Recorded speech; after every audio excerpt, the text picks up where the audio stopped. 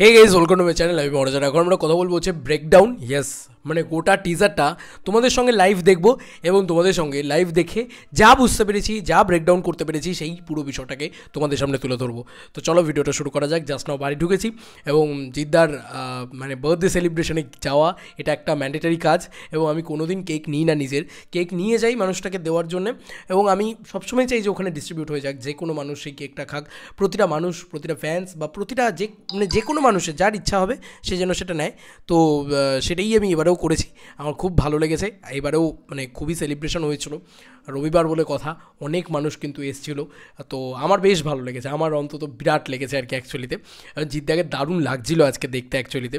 যাই হোক, সেগুলো নিয়ে না হয় পরবর্তীকালে কথা হবে বা কালকে কথা হবে। আজকে একদম এনার্জি নেই, পা ব্যথা হচ্ছে এতক্ষণ দাঁড়িয়ে থেকে। যাই হোক, চলো মেন যে পয়েন্টটা নিয়ে আমরা কথা বলবো সেটা হচ্ছে কেউ বলে বিপ্লবী, কেউ বলে ডাকাত, তার রয়্যাল রিভিল এইটা মানে একদম ফাটিয়ে দিয়েছে, সিরিয়াসলি বলছি। মানে এবং এটার ভিউজ জেনারেটরের একটা ব্যাপার, সেটাও কিন্তু ভয়ঙ্কর লেভেলে করেছে জিদ্দা, এটা নিয়ে কোনো সন্দেহ নেই। তো সেগুলো নিয়ে আলাদা ভিডিওতে কথা বলবো, তবে আপাতত আমরা ব্রেকডাউনই করব। তো মেন বক্তব্য হচ্ছে কী হয়েছে এক্স্যাক্টলি গোটা টিজারটার ভিতরে, কারণ আমি রাস্তায় দাঁড়িয়ে শ্যুট করেছি, তো আমি একেবারেই পুরোটা ভালোভাবে দেখতে পাইনি। তো আমরা একদম প্রথম থেকে ভালোভাবে দেখব এবং হাই কোয়ালিটিতে দেখব, যাতে আমরা প্রত্যেকটা ছোটো ছোটো জিনিসও ধরার চেষ্টা করব বা বোঝার চেষ্টা করব আমার ছোটো মানে ঘটে যা ধরে। তো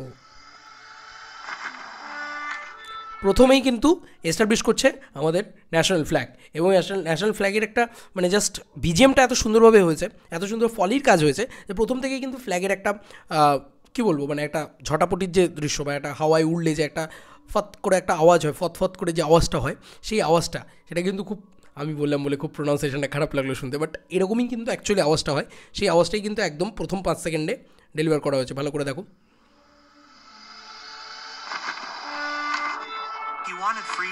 ওই ভাই, এটা অটো ডাব রয়ে গেছে। দাঁড়াও, ওয়েট, আমরা আবার শুরু করব। দেন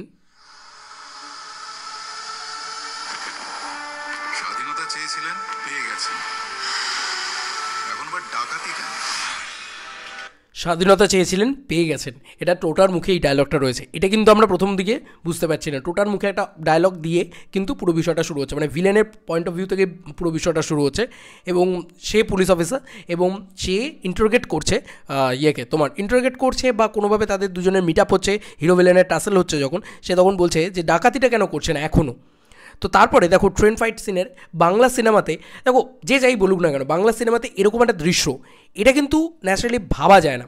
এরকম একটা পুরো ব্রিজ তৈরি করা, এটা কিন্তু পুরো ভিএফএক্স সম্ভবত, যতদূর যা আমার মনে হচ্ছে, আমি যদি খুব ভুল না হইতো। তো এরকম একটা পুরো লোকেশন, সেই লোকেশনের ভিতরে একটা গোটা ট্রেন যাচ্ছে, সেটা না আমার দারুণ লেগেছে, সিরিয়াসলি বলছি। আর প্রথম থেকে জিদ্দার চোর, এখান থেকে পুরো ব্যাপারটা মানে ফুল টু মাসি লেভেলে চলে যাচ্ছে। প্রথম ব্যাপারটায় বাঙালিয়ানা তো রয়েছে। দেখো এই টিজারটার ভিতরে একটা কথা তো বলতেই হচ্ছে, বা এই মানে রয়্যাল রিভিল টিজারই বলছি চলো, কারণ আমরা কিংয়ের ক্ষেত্রেও সেটাই বলেছি, একটা নাম নানান ধরনের রোলেও এটাই কিন্তু অ্যাকচুয়ালি। বাট তুমি দেখো এখানে কিন্তু সবথেকে বড় কথা, এই যে একটা দিয়েছে সেখান থেকেই মাসি ব্যাপারটা চলে আসে। জিদ্দার অ্যাপিয়ারেন্সটাই এমন, তুমি চাইলেও ওনাকে মানে লেস মাসি করে প্রেজেন্ট করতে পারবে না। তো সেই ভাইবসটা কিন্তু রয়েছে, ক্রান্তির ভাইবসটা যেরকম রয়েছে, অ্যাট দ্য সেম টাইম সেটা যেন চেঙ্গিজের সাথে মিশেল হচ্ছে, এরকম একটা ব্যাপার। তুমি জাস্ট দেখো,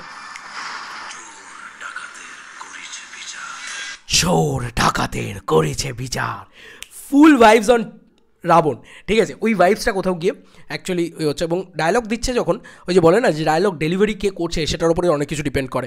তো জিদ্দা যখন ডায়লগ ডেলিভারি করে, তার ওই ব্যারিটোনে যখন ওই গলাটাকে চেঞ্জ করে হাস্কি টোনে কথা বলে, দেখো এটা শাহরুখ পারে, জিৎ পারে, এরা পারে, এদের ভিতরে ওই পাওয়ারটা রয়েছে। তো তারা যখন ওই চোর ডাকাতের করেছে বিচার, ওই জায়গাটা এমনভাবে বলছে, তুমি জাস্ট দেখো। আর এই ফ্রেমটা তুমি বলো, একটা গোটা সম্ভবত জেলের সামনে সে বসে আছে, লাল একটা ছাতা, লাল ছাতাটাকে যেন আলাদা করে হাইলাইট করা হয়েছে, সে বসে আছে, তার অ্যাটিটিউড রয়েছে, তার একটা অরা রয়েছে স্যার, সেই ব্যাপারটাকে কিন্তু কোথাও গিয়ে মাথায়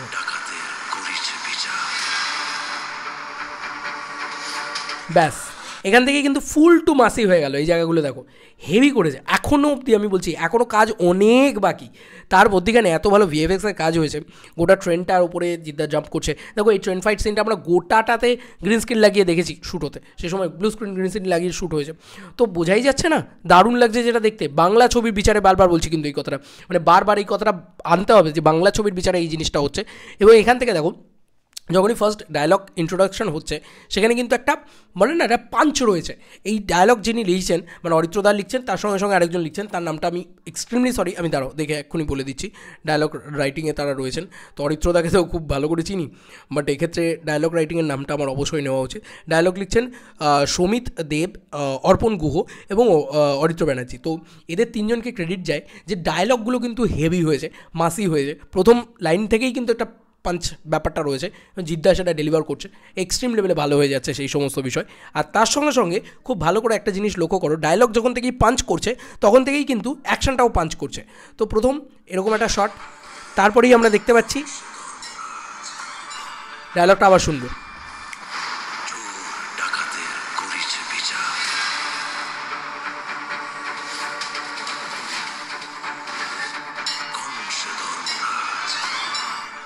অসাধারণ লাগছে জিদ্দার ডেলিভারি। আর জিদ্দা যখন ওই ঘন্টাটা বাজাতে বাজাতে যাচ্ছে, তার ভিতরে যে একটা অরা রয়েছে, তার ভিতরে যে একটা প্রেজেন্টেবল ব্যাপার রয়েছে, সেই যে নায়ক, এইটা কিন্তু খুব সুন্দর করে এস্টাবলিশ করে দিতে পেরেছে, কিন্তু ফেস রিভিল করেনি কিন্তু এখন অবধি। বাট এই যে ফ্যান্সদের খুশি করা, অ্যাট দ্য সেম টাইম একটা ভালো কন্টেন্ট বলা, আবার অ্যাট দ্য সেম টাইম একটা হয় না যে একটা মানে একটা বাঙালিয়ানা রাখা, সব কিছু মিশেল এই প্রথমবার জিদ্দার কোনো ছবিতে দেখতে পাচ্ছি আমরা। এবং সত্যি কথা বলতে কি, জিদ্দার একটা প্রথম ছবি, যে ছবিটা মাস আর ক্লাসের প্রপার কম্বিনেশন হতে চলেছে, এটা একটা মারাত্মক বিষয়, ঠিক আছে। এবং জিদ্দার জীবনের শ্রেষ্ঠ সিনেমাটা আসতে চলেছে, এরকম কথাও কিছু কিছু মানুষ বলে ফেলছেন কিন্তু। এই দেখো হালকা জিজ্ঞাসা কর বিশ্বজুড়ে, এখান থেকে দেখো হালকা করে রিভিল করছে মুখটাকে। এখানে দেখো জিদ্দার যে চুলের যে টেক্সচারটা রয়েছে, জিদ্দার যে স্টাইলটা রয়েছে, তার ভিতরে অদ্ভুত একটা ইনোসেন্স রয়েছে, অদ্ভুত একটা ক্রান্তি ভাইবস রয়েছে। ক্রান্তি সিনেমাটার যে ভাইবসটা ছিল সেই ভাইবসটা কিন্তু এই লুকটাতে রয়েছে। এইবার দেখো আবার অ্যাকশন, ভাই এটা কী লেভেলের অ্যাকশন ছিল, মানে লাল ছাতা নিয়ে যে সেই অ্যাকশনটা করছে, ওটা কিন্তু এজেট অ্যাকশন, ওটা কিন্তু এজেট একটা মানুষ বসে আছে। প্রথম মনে আছে একটা লুক বেরিয়েছিল যেখানে এজেট মানুষ, এটাই কিন্তু প্রথম শট শুরু হয়েছিল মনে হয়, শুটিং হচ্ছিল, আজকেও কিন্তু শুটিং হচ্ছে, ঠিক আছে, টোটাদার পোর্শনের আজকেও কিন্তু শুটিং হচ্ছিল। যাই হোক, এটা তোমাদেরকে বলে দিলাম। তো এটা দেখো ট্রেনের ভিতরের সিনগুলো, সেখানে কিন্তু অলরেডি জিদ্দা অ্যাকশন করছেন, মানে ডাকাতি করছেন আর কি। এই শান্তনু মৈত্রর আবহ, সঙ্গীত এবং আবহ, এখানে মিউজিকটাকে মানে যেটা আমাদের মানে একদম দেশাত্মবোধক যে ভাইবটা, ওই যে গানটা, ওই গানটার ভিতরে যে না না না না বন্দে মাতরম, এই মিউজিকটাকে এত সুন্দরভাবে ব্যবহার করে এত পাঞ্চ দিয়েছে, সেটা আমার খুব ভালো লেগেছে। এবং সুপারস্টার জিতকে এইভাবে রিভিল করছে, তুমি জাস্ট দেখো যে এই যে আমরা বলি না যে একটা এজেট মানে যখনই একটু পিরিয়ড ছবি হয়ে যায় তখনই তার ভিতরে স্টাইলাইজেশনের অভাব হয়ে যায়। এবার দেখো টিজারটা সেই দিকে মুভ করছে, কিন্তু তার আগে ওই না না না না না না সুপারস্টার জিত, দেন আবার মানে এত ফাস্ট কাট হয়েছে, সেটাও কিন্তু দারুণ লাগে দেখতে। তো আচ্ছা চলে আসি পরবর্তীকালে। এখানে দেখো এই জায়গাটা দেখতে আমার এত ভালো লেগেছে, আমার একবারের জন্য মনে হয়নি যে এইটা ওই আলিপুর জেলে শ্যুট করা হয়েছে, তার একটা সেট বসানো আছে। এটা কিন্তু খুব সুন্দর একটা টেক্সচার রয়েছে, এটা আমি জানি না এটা আলিপুর জেলে শ্যুট হয়েছে না কোথায় শ্যুট হয়েছে, বাট আমি বারবার এটা মানে প্রথম যখন রিয়াকশন করছি আমি তখনও বলছিলাম এই কথাটা, জার্মান শেপার্ড নিয়ে যাচ্ছে, দেখো একটা নতুনত্বের ব্যাপার রয়েছে, একটা নতুন ডিরেক্টরের যে একটা টেক হয় না, সেইটা কিন্তু কোথাও গিয়ে প্রত্যেকের বাসুর ভিতরে আমরা দেখতে পাচ্ছি, এটা কিন্তু বলতে হবে। এবার দেখো এইখানে জিদ্দা বসে আছেন, একটা ছোট্ট শট দিয়ে দিলেন, একটা বই নিয়ে বসে আছেন, এরকমটাও দেখাচ্ছেন। এই জায়গাটা দেখো, এখানে তুমি বুঝতে পারবে যে অভিনেতা জিতকেও আমরা কতটা পেতে চলেছি। মানে এতদিন তো সুপারস্টার জিতকে সেলিব্রেট করা হয়ে গেল, চলো ফ্যান্সদের খুশি করে দিয়েছি, কন্টেন্ট এস্টাবলিশ করে দিয়েছি, এবং মানে পতাকা দেখিয়ে দিয়েছি, সব কিছু করে দিয়েছি, মানে আবহ সঙ্গীত দিয়েও আমরা হুক করে দিয়েছি। এবার চলো সুপারস্টারকে এস্টাবলিশ করে সুপারস্টারের কন্টেন্টটাকে এস্টাবলিশ করছি, যে সুপারস্টারের অ্যাক্টিং দেখতে চাও, চলো তোমাদেরকেও খুশি করে দিলাম, এরকম একটা ব্যাপার এই জায়গাটাতে। ভাই কি পারফরমেন্স এই জায়গাটাতে দেখো, জাস্ট এত ফাস্ট মোমেন্টে বেরিয়ে যায়, অসাধারণ। আর ওই বন্দুক ছোড়ার দৃশ্যটা তো আমার ফাট করে বাঘাযতীনের কথা মনে পড়লো, আমার হেভি লেগেছে ভাই ওই সিনটা। এবার দেখো স্টাইলাইজেশনের কথা বলছি, যে চলো আবার একটু স্টাইলাইজেশন দরকার, যে ইয়াং জেনারেশন কিসে খুশি হয়, একটা বুলেট চালিয়ে আসবে তবে না বাওয়াল হবে, একটা মনে হবে যে এজের জওয়ানে সেই মনে আছে বাবা শাহরুখের যে লুকটা, বা বিক্রমে কমল হাসানের লুক, সত্যি কথা বলছি আমাদের বাংলায় জিদ্দা আছে, তো দেখিয়ে দিয়েছে জিদ্দা, মানে ফাটাফাটি লাগছে ভাই এই লুকটা। আমি বারবার বলছি সোমনাথ কুণ্ডু রিয়ে, আর দেখো এই লুকটাতে একটা খাদানের একটা ভাইব কোথাও গিয়ে রয়েছে। কেন আমি বলছি এই কথাগুলো, কারণ দেখো সাকসেসফুল ছবি তখন তৈরি হয় এবং সেই ছবিগুলোর থেকে অদ্ভুত অদ্ভুত কিছু মানে নিজের টেক নিয়ে আসা যায়। দেখো জিদ্দা এখানে মানে আসছেন, তার পিছনে পুলিশ আসছে, বাট পুলিশের বেশে আসছে, সম্ভবত এটা মানে ছদ্মবেশ নিয়েছে, এবং পিছনে দেখো একটা ট্রাক আসছে, কতটা মাসি লাগছে শটটাকে, মানে শটটাকে আলাদা লেভেলের মাসি লাগছে। আর সবুজ টোন দেওয়া হয়েছে, মানে কালার টোনটাও কেউ বলে বিপ্লবী, এইটুকু দিয়েছে। এই জায়গাটা দেখো, ওফ কি লাগছে, ছোটো ছোটো 3টে শট দেখিয়ে দিল, বাট ওইখানেই তুমি দেখো ওই যে বাইক নিয়ে আসার যে শটটা, ওটা অদ্ভুত সুপারস্টারডমকে সেলিব্রেট করা হয়ে যাচ্ছে। হেভি লাগছে যে এরকম একটা ছবি, কন্টেন্ট ওরিয়েন্টেড ছবি বা দেশাত্মবোধক ছবি, সেই ছবিতে কখনও সুপারস্টারকে সেলিব্রেটেড জায়গাটা খুব একটা বেশি পাওয়া যায় না, যেটা আমাদের মনে হয়েছিল যে বাঘাযতীনে অতটা তো পেলাম না, বাট এইটা কিন্তু তোমাকে সেলিব্রেটও করছে। চলো এইটা আমার খুব ভালো লেগেছে যে জিদ্দা এবার মাস আর ক্লাসের প্রপার কম্বিনেশন করছে। চলো যারা কি বলে প্লেক্স অডিয়েন্স তারা এসো কন্টেন্ট দেখতে, যারা মাস অডিয়েন্স আমার যারা পাগল ফ্যান তারা এসো, আমার সেলিব্রেশনও পাবে এই সিনেমার ভিতরে। এইটা কোথাও গিয়ে কিন্তু প্রমিস করছে সিনেমাটা। যাই হোক, এরপরে কিন্তু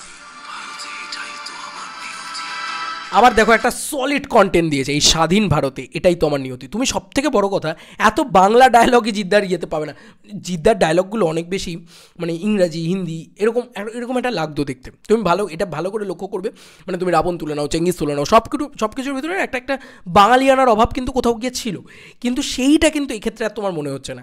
এই স্বাধীন ভারতে এটাই তো আমার নিয়তি, মানে এ ধরনের ডায়লগ, এই ডায়লগটা সব থেকে বেশি আমার ইম্প্যাক্টফুল লেগেছে, কারণ এই ডায়লগটা কিন্তু অ্যাকচুয়ালিতে যে মানে তখনকার যে মানে লোকজন, তারা যে এই মানুষটাকে অনন্ত সিংহকে অ্যাকচুয়ালি চিনতেই পারেনি, ওই জন্য বলছে কেউ বলে বিপ্লবী, কেউ বলে ডাকাত। কারণ যারা সত্যিকারের এই মানুষটার গল্পকথা সম্পর্কে জেনেছে তারা বলেছে কেউ বলে বিপ্লবী, তারা সত্যি বলছে, তারা বলছে হ্যাঁ সে বিপ্লবী। আর কেউ বলে ডাকাত, ডাকাত মানে একদল লোক বলছে ডাকাতি করছো কেন, মানুষের ক্ষতি করছো তো। এই যে একটা ব্যাপার, এই দুটোকে খুব সুন্দর করে এস্টাবলিশ করেছে মানুষকে ঠুকে দেওয়া। সেই সময়কার মানুষ তারা অ্যাকচুয়ালি বুঝতেই পারেনি, একদল মানুষ তারা অ্যাকচুয়ালি বুঝতেই পারেনি যে তাদেরই ভালো করার জন্য ডাকাতি করছে এবং তাদেরই মধ্যে বিলিয়ে দিচ্ছে আর কি। এক শ্রেণীর মানে লোকজন বুঝতে পারেনি, সেই জিনিসটাকে খুব সুন্দর একটা ছোট্ট ডায়লগ দিয়ে এস্টাবলিশ করে দেওয়া। এবং দেখো এটা কিন্তু জিদ্দার ক্ষেত্রেও প্রযোজ্য। কত লোক জিদ্দাকে তো কত কথা বলে, যে কেউ বলে অ্যারোগেন্ট, কেউ বলে অনেক কিছু বলে, বাট অ্যাকচুয়ালি আমি কিচ্ছু না, আমি জল কিনতে গেছিলাম সামনে জিদ্দার বাড়ির সামনে, ছোট্ট একটা ইনসিডেন্ট এর ভিতরে ইনকর্পোরেট করে দিচ্ছি যে জিদ্দা যে কত অমায়িক লোক। জিদ্দা এমনি নর্মালি রাস্তায় বেরোন নাকি মাঝে মাঝে, তো তারা বলছে যে প্রচণ্ড ভালো লোক। তো ওই যে বললাম যারা থাকে, যারা দেখে, তারা করে, তারা প্রত্যেকে বলবে যে এই মানুষটা প্রচণ্ড ভালো। তো ওই 5 মিনিটও জিদ্দার সাথে কথা না বলেই অনেকে জিদ্দা সম্পর্কে অনেক মন্তব্য করে ফেলেন, কিন্তু এটাও কিন্তু কোথাও গিয়ে একটা মেটা ডায়লগের লাইন কোথাও গিয়ে টেনে দিয়েছে, খুব হালকা করে, খুব স্মুথলি ব্যাপারটা গেছে আমার কোথাও গিয়ে মনে হয়। প্রতীকী বসুর ছবি, এইখান থেকে এই লুকটা দেখো ভাই, আমার মনে হচ্ছে যে সিরিয়াসলি আমার এটা খুব বেশি করে মনে হয়েছে যে জিদ্দার কি বয়স কি মোটামুটি 20 বছর কমে গেছে, আজকে 47, মনে হচ্ছে সিরিয়াসলি 27, এই লুকটা দেখে জিদ্দাকে ওটাই মনে হচ্ছে। তো এটা একদম ইয়াং লুক, এবং ওই over the years, over the age, এইটাকে নিয়ে যাওয়া হবে আমার মনে হয় কোথাও গিয়ে, বা কোথাও গিয়ে ইয়েও হতে পারে, মেকআপও হতে পারে, যে এই লুকটা নানান জায়গায় নানান রকম বেগ ধরে। তো আমার মনে হয় তার পুরো কেরিয়ারটাকেই নিয়ে যাওয়া হবে, তার পুরো জার্নিটাকে নিয়ে যাওয়া হবে। তো এই লুকটা ভাই পুরো ক্রান্তির মতন ফিল করিয়ে দিয়েছে, সলিড লাগছে এই লুকটা। আর এইখানে দেখো একটা পুরো মার্শাল আর্টের ভাইবস দিচ্ছে এরকমভাবে জিদ্দা, এইটা জিদ্দা ছাড়া কেউ করতে পারবে না ভাই, এটা সত্যি বলছি, কেউ করতে পারবে না। এটা সেই ওই ছাতা, লাল ছাতা নিয়ে অ্যাকশন, সেটার কিন্তু একটা ভাইবস দিয়েছে। কি লুক অ্যান্ড ফিল, কি সুন্দর সিনেমাটোগ্রাফি, কি সুন্দর লাইটিং, কি সুন্দর কালার গ্রেডিং, অসাধারণ। এই প্রত্যেকটা ডিপার্টমেন্টকে আলাদা করে বলতে হয়। এখানে আবার বলছি জিদ্দার আর একটা প্রশংসা করতে হয়, জিদ্দার ডেলিভারি, জিদ্দার থ্রোয়িং, যে কেউ বলে বিপ্লবী, কেউ বলে ডাকাত, একটা অদ্ভুত থ্রোয়িং, অদ্ভুত সুন্দর লেগেছে। আর লুকসগুলো তো প্রচুর লুকস থাকতে চলেছে এই সিনেমার ভিতরে জিদ্দার, এটা আমরা বুঝতেই পেরেছি।